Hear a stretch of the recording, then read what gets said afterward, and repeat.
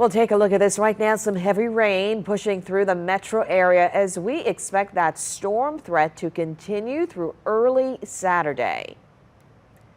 Good afternoon. I'm Liz Reyes. A line of heavy rain is now moving through parts of the metro area. Meteorologist Nicandra Norwood joins us with a first alert on when we can also expect another round of rain.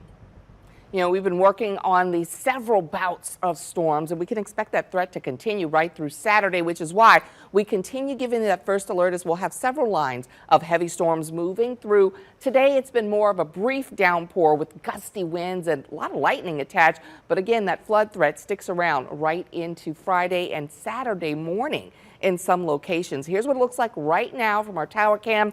Here in Mid-City, looking back towards downtown, we've had these brief waves of heavy storms pushing on by. Big picture, was a little concerned earlier as I started to see the northern half of this really outpace the southern end and thought, oh, is that going to stick out right over the city? And it looks like we're still seeing some motion here, so that is some good news. We've had this line moving pretty quickly for most of the morning. I'm taking a look at Viper right now. We got Amber Wheeler on the controls, and this is what we're doing. We've been explaining to you.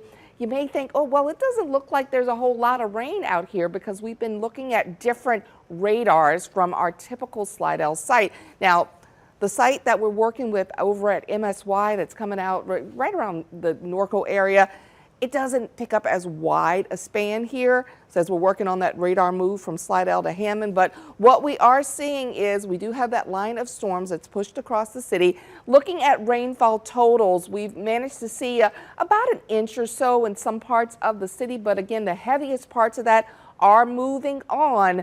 We'll talk more about what else to expect in your Weather Authority forecast coming up in just a little bit.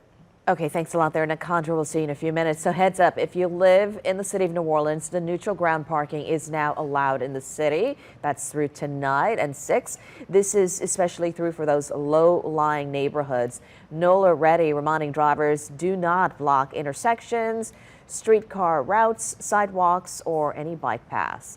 Tangipahoa Parish officials updating the street closures due to the high water from all of this rain.